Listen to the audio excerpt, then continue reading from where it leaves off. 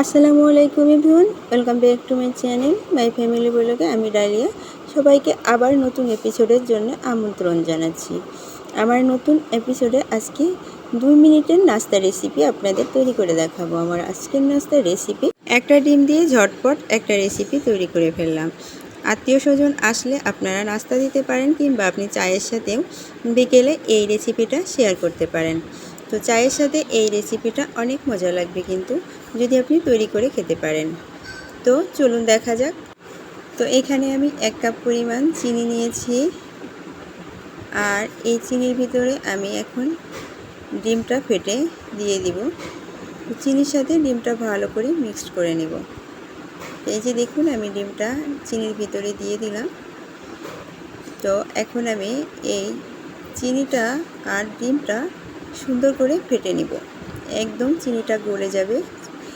আর আমি চিনির সাথে একটু খেজুরের গুড় পাটালি এটা অ্যাড করব। তো আপনি শুধু চিনি দিয়েও তৈরি করতে পারেন। আমি খেজুরের পাটালি বাসায় ছিল, যার কারণে আমি ফ্রিজে রেখে দিয়েছিলাম। তো ভাবলাম এটা দিলে একটু ঘ্রাণ আসে, এজন্য আমি এটা একটু দিয়ে দিচ্ছি। গুঁড়া করে এর ভিতরে সুন্দর করে গলিয়ে নিলাম। আর এখন সুজিটা একটু একটু করে সুজি আমি এর ভিতরে দিয়ে দিব। তো এই ডিমের ভিতরে যতটুকু সুজি লাগে আমি একটু একটু করে দিতে থাকবো, একবারে সব সুজি দিব না, তাহলে বেশি ঘন হয়ে যাবে, শক্ত হয়ে যাবে। এটা যাতে পরিমাণ মতো থাকে, সেই জন্য আমি একটু একটু করে সুজি এর ভিতরে দেব।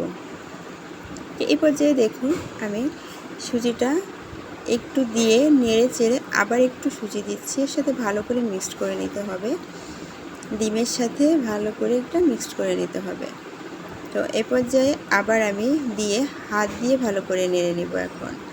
এখন একবারে সুজিটা দিয়ে আমি ভালো করে হাত দিয়ে এটাকে নাড়ব। তো হাত দিয়ে দেখব যখন যে এটা একটু শক্ত হয়েছে, তখন আর এটার ভিতরে সুজি অ্যাড করব না।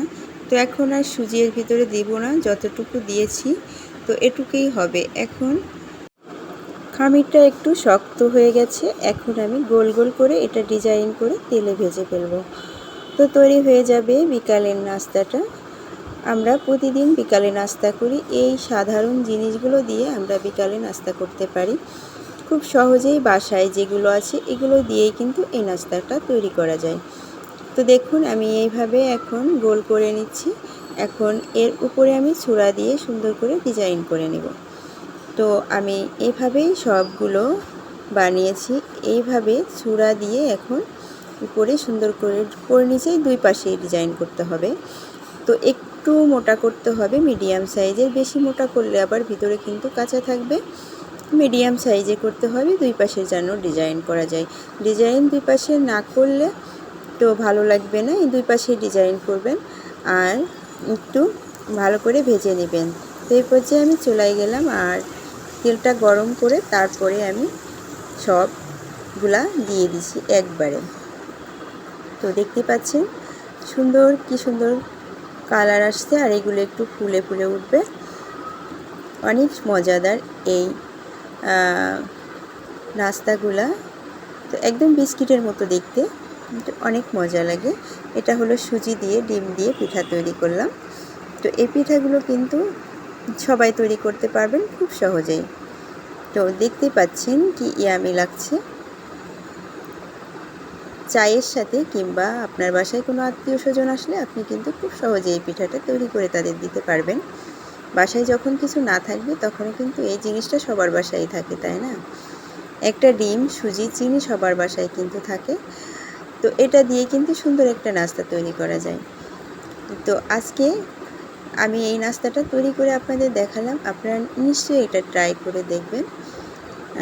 আশা করছি আপনাদের কাছে অনেক অনেক ভালো লাগবে। তো আমার এই ভিডিওটা যদি আপনাদের কাছে এতটুকু ভালো লেগে থাকে, তাহলে অবশ্যই আমার চ্যানেলটা সাবস্ক্রাইব করতে ভুলবেন না, আর আমার চ্যানেলের পাশে থাকবেন। আর প্রত্যেকটা নতুন নতুন রেসিপি আপনার দ্বারে পৌঁছে যাবে। এই রকম নতুন নতুন রেসিপি পেতে অবশ্যই আমার চ্যানেলটা সাবস্ক্রাইব করতে ভুলবেন না। তো এ পর্যায়ে দেখুন, আমি প্রত্যেকটা এভাবে সুন্দর করে ভেজে নিয়েছি। দেখতেই পাচ্ছেন অনেক সুন্দর হয়েছে। দেখতে যেমন ইয়ামি হয়েছে, খেতেও কিন্তু দারুণ মজা। আজ এ পর্যন্তই, ভালো থাকবেন। আল্লাহ হাফেজ, আসসালামু আলাইকুম।